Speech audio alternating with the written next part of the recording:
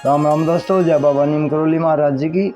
आशा है कि आपके ऊपर भी बाबा नीम करोली जी की अपार कृपा हो, आपके घर परिवार में भी सभी कुशल मंगल रहे, यही मैं प्रार्थना करता हूँ बाबा नीम करोली जी से। और श्री राम, माता सीता, मेरी माँ शेरा वाली, मेरे हनुमान जी, मेरे कान्हा जी, सभी आपके ऊपर अपार कृपा बरसाए, यही मेरी प्रार्थना है इनके चरणों में। दोस्तों, मैं आज आपको एक ऐसी मारवाड़ी वृद्धा की कहानी सुनाऊंगा जो एक सत्य घटना है। उसका बेटा और बहू उसे हॉस्पिटल में भर्ती करवा कर चले जाते हैं लावारिस छोड़कर, और वहाँ पर फिर एक उनका जो किराएदार था, वृद्धा के घर में किराए पर रहकर गया था, वो घर भी उन्होंने छोड़ दिया था। और वे वहाँ पर आते हैं हॉस्पिटल में और वृद्धा को देखते हैं। वृद्धा उन्हें देखकर रोने लगती है। तो आगे क्या प्रकरण होता है, शुरू करते हैं। जय बाबा नीम करोली। कुछ समय पूर्व की बात है, मैं अपने एक रिश्तेदार से मिलने के लिए अस्पताल में गया। उनकी चारपाई के सामने एक मारवाड़ी वृद्धा की खाट थी। उसके पास एक युवक मधुर मधुर मंद स्वर में भजन गा रहा था। भजन में रस आने से मैं भी उसके पास जा बैठा। एक दूसरा भजन तो गाओ, ये मारवाड़ी बुढ़िया ने कहा। एक दूसरा भजन तो गाओ बेटा। एक भजन पूरा होते ही वृद्धा बोली, तेरे कंठ में तो भगवान ने जितनी मिठास भरी है, उससे भी कहीं अधिक तेरे हृदय में मिठास भर दी है। तेरी सेवा का बदला तो भगवान ही तुझे देंगे। मारवाड़ी वृद्धा ने कहा। ये सिंधी लड़के से, जो किराएदार लड़का था, उसकी सेवा जो कर रहा था। वृद्धा के अनुसार उस भाई ने सिंधी भाषा में दूसरा भजन आरंभ कर दिया। वह भाई सिंधी था। थोड़ी देर के बाद थर्मस में दूध, ताजे फल एवं खिचड़ी लेकर उसकी पत्नी आई और उस वृद्धा के सामने आकर बैठ गई।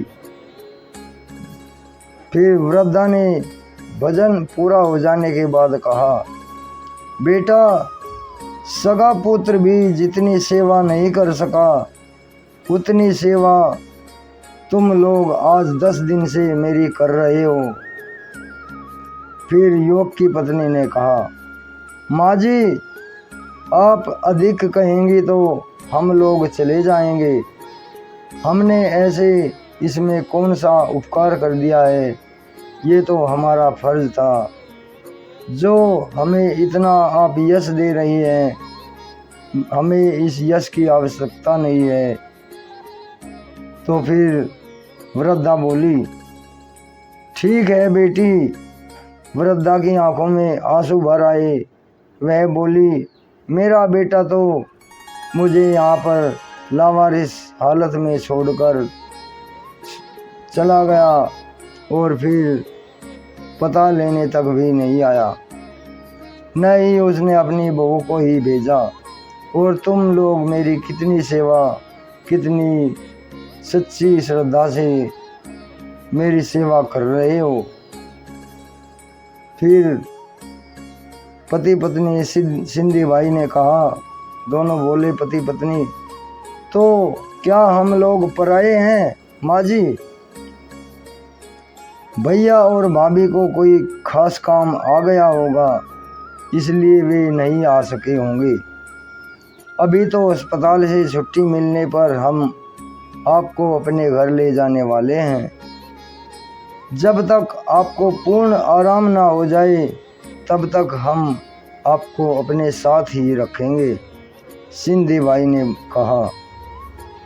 और माँ जी, पत्नी बोली, और माँ जी, शुरू में जब हम लोग आपके मकान में रहने के लिए आए थे, तब आपने मुझसे कहा था, बेटी, तुझे देखकर मुझे अपनी बेटी मोहिनी की याद आती है।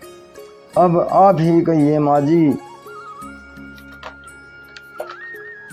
कि आपकी बेटी मोहिनी आपको बीमार हालत में अकेले कैसे छोड़ सकती है। हम लोगों में संयोगवश मकान बदल लिया है, किंतु मकान बदलने से आपस में मिले हृदय को कैसे बदल सकते हैं। मैंने उस वृद्धा और उस युवा सिंधी दंपति के साथ जितना समय व्यतीत किया वह मेरे लिए स्वर्गीय सुख का आनंद था और मेरी आँखों में आंसू भरे थे, जो कि इतना प्यार एक अनजान जो किराएदार व्यक्ति था उसने एक वृद्धा का इतना सत्कार किया, उसकी देखभाल की और उसका अपना बेटा उसका पता लेने भी नहीं आया, वहीं पर हॉस्पिटल में लावारिस छोड़कर चला गया। तो दोस्तों ये छोटा सा प्रकरण है, सच्ची घटना है। ये अखंड आनंद गुणवंती त्रिवेदी हैं गुजरात से, इन्होंने ये अपना लेख लिखा है। ये इन्होंने आंखों देखी है इनकी, और पत्रिका में इन्होंने ये घटना इसलिए लिखी है ताकि हम अपने बुजुर्गों की, अपने बड़ों की, माँ बाप की, बाबा दादी की बहुत ही सेवा करें, क्योंकि उन्होंने हमें संस्कार दिए, उन्होंने हमें पाला है, उनकी ही देन हमारा ये जीवन है। तो दोस्तों यही मेरी प्रार्थना है। बाबा नीम करोली जी की शरण में बैठकर आपसे सभी से प्रार्थना करता हूँ कि बड़ों का सम्मान करें और किसी से भी कभी भी अपमान ना करें, किसी भी बात पर अपने बड़ों का अभी आज्ञा लेता हूँ। जय राम जी की, जय हनुमान जी की, जय बाबा नीम करोली।